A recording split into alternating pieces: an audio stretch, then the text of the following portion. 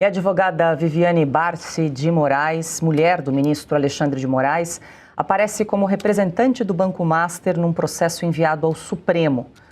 A ação, que investiga o empresário Nelson Tanuri por uso de informação privilegiada em operações da incorporadora Gafisa, foi remetida ao STF pela 5ª Vara Criminal de São Paulo e caiu no gabinete do ministro Dias Toffoli.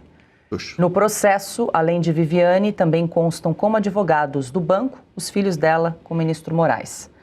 O Master figura como parte interessada por envolvimento de fundos ligados à instituição nas operações investigadas. Um contrato entre o escritório de Viviane e o Banco Master, firmado em janeiro de 2024, previa pagamentos mensais de R$ 3.600.000 e atuação junto ao Banco Central, o CAD, a Procuradoria-Geral da Fazenda Nacional e também Receita Federal. Segundo um levantamento, não há registros oficiais da atuação da advogada em nenhum desses órgãos. A Receita Federal, o CAD, o Banco Central e a Procuradoria-Geral da Fazenda Nacional informaram não haver entradas, reuniões ou agendas que confirmem a presença de Viviane nesses locais. No processo consta, a gente sempre relembra esse super mega contrato multimilionário de 129 milhões com o escritório da advogada mulher do ministro Alexandre de Moraes. Agora, nenhum registro, né, da participação dela nesses órgãos públicos. E a única ação na semana passada, inclusive, que nós demos era uma queixa-crime que ela perdeu em segunda instância na Justiça, no Tribunal de Justiça, ainda foi obrigada a pagar honorários advocatícios. Pois é, né? Mas ela tem um acordo de recebimento fixo do Banco Master, que, aliás, o Daniel Vorcaro tinha deixado claro que era prioridade manter esse pagamento, independentemente de sucesso na causa. Quer dizer, não era nem success fee, como normalmente trabalham muitos desses escritórios, né? Pelo menos apareceu mais uma causa, né, que foi parar no Supremo e que ela estaria defendendo ali contra o Nelson Tanuri, né? Então, veja, é tudo muito escandaloso. Qualquer pessoa do meio do direito, tá aí o Marsiglia, podemos perguntar, mas qualquer pessoa vai constatar que não existe um acordo de 3,6 milhões de reais com o escritório de advocacia garantidos, fixos, mensais, por vários anos, que somam 129 milhões de reais. Isso é absurdo, isso é corrupção, não é nem promiscuidade, né? Todo mundo sabe o que estava acontecendo ali, que era compra de influência, de lobby, né, para a atuação do próprio marido, do Alexandre de Moraes. Nós temos que lembrar que o escritório, que não é só da Viviane Barsi, é dos 2 filhos do casal, né, que também foi sancionado pela Lei Magnitsky, assim como o próprio ministro, né, que esse é um escritório diminuto. É um escritório que tem uma sede, 11 advogados, se não me engano, alguma coisa assim dessa ordem de grandeza, e acabou. Quer dizer, está muito distante de estar entre as grandes bancas do mundo advocatício no Brasil. E mesmo assim conseguiu, sem tanta experiência, né, sem nada para mostrar, fisgar um contrato de 3,6 milhões por mês. De novo, Paulo, nós estamos diante de casos de escândalos de corrupção escancarada. O que é mais caro? O resort da família do Dias Toffoli, que na verdade é dele, ou 129 milhões de reais de contrato com o escritório da família? A gente tem dúvida do que vale mais, né? Quem conseguiu abocanhar mais recursos em esquemas com Banco Master e companhia. Marcília, eu quero te ouvir também. A gente sempre lembra, né, que o ministro Alexandre de Moraes, em vez de dar alguma explicação em relação à pressão que fez ali o presidente do Banco Central, Gabriel Galípolo, o que fez, abriu um inquérito, incluiu Receita Federal e o COAF por suposta quebra de sigilo dos ministros. Deixou o freio, a rédea bem curta agora, né? Investigue quem te denuncia, né? Esse é o lema. Essa frase deve estar em cima da cama do casal Moraes, né? Investigue quem te denuncia. Deve estar aqueles quadros que você põe mantras. E agora, é incrível, né? A gente vai falar do Moraes, fala, bom, agora a gente vai deixar um pouco o Toffoli de lado. Não, aí o caso da mulher do Moraes cai com o Toffoli. É impressionante, é a dupla dinâmica, é o Batman e Robin do STF, né? E impressionante, é o seguinte, eu fiz a conta, se a mulher do Moraes tem um contrato de 130 milhões, a gente descobriu 2 causas, então é 65 milhões para cada processo. Então, surgiu um processo, 75 milhões. Daí tem outro agora, deve ser isso, tem 2 processos e 130 milhões, 65 cada um. É bem salgado o preço aqui do advogado. Esse caso do Moraes, da esposa do Moraes, é tão absurdo, e é bom a gente elencar onde estão os absurdos, que os crimes potenciais, né, que existem aqui são, como o Consta já falou, de compra de influência, o tráfico de influência, também a advocacia administrativa, porque havia ainda a suspeita de que o Moraes estivesse advogando para o escritório da mulher. Quando ele liga para o Galípolo, e essas conversas até hoje não foram reveladas, e o Banco Central impediu que a imprensa tivesse contato com elas. E, em último caso, a gente pode estar até falando de corrupção passiva. Porque se um ministro liga para pedir alguma vantagem, essa vantagem é indevida, esse é exatamente o caput ali do crime de corrupção passiva. Solicitar a alguém vantagem indevida. Corrupção passiva. Quer dizer, quando a gente sai do Toffoli e vai para o Moraes, a gente só piora. O Brasil vai nos engolfando diante de um absurdo completo.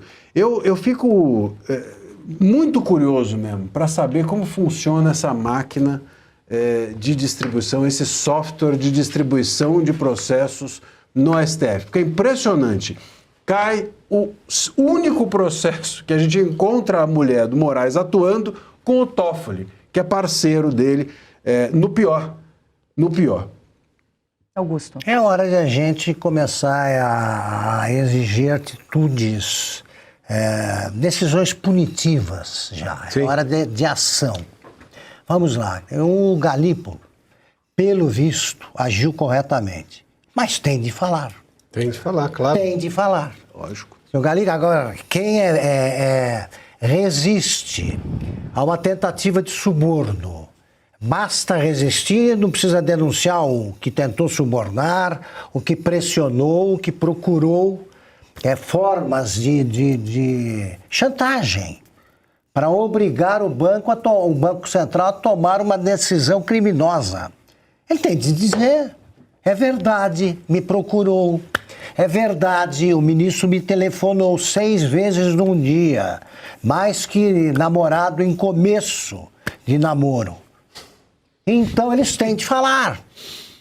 É hora de a gente pegar todos os casos, é aí que surge a boa imprensa, né? Pegar todos os casos e analisar com cuidado cada um, sem esquecer um único. Tem que pegar o deputado Bacelar, que serviu de pretexto para que o... Agora já temos o sobrenome, Augusto. Bacelar. João Bacelar. João Bacelar, deputado, foi o pretexto invocado aí para que o caso corresse tramitasse no Supremo. Que ele tem a dizer? Ele está sendo julgado em algum lugar? Qual é o processo? Qual é o advogado que cuida disso, etc, etc.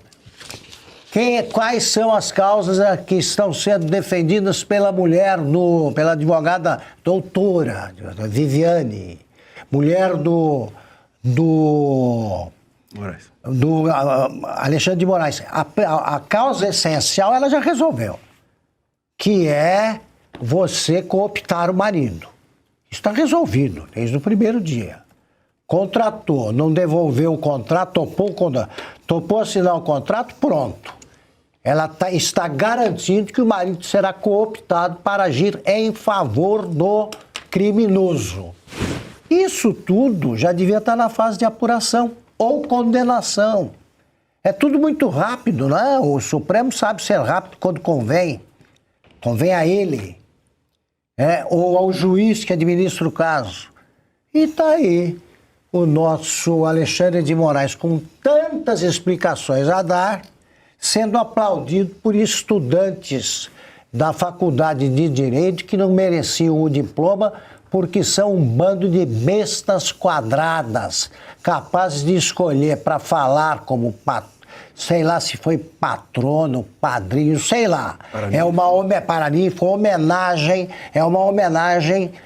entregar o microfone ao ministro assim. Portanto, são todos morais, né? Ou imorais no caso. Esses estudantes é que vão ser os ministros do futuro se não agirmos agora.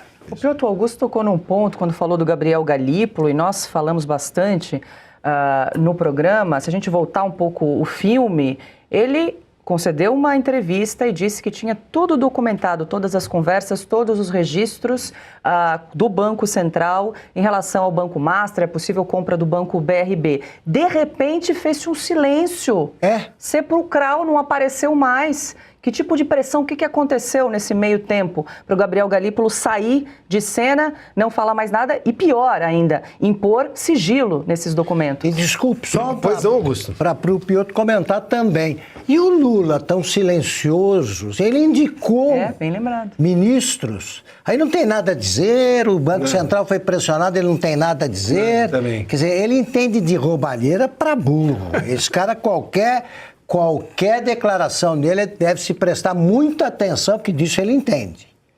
Disso ele entende. Ladruagem. Lugar de fala. Repito aqui, Lula é ladrão.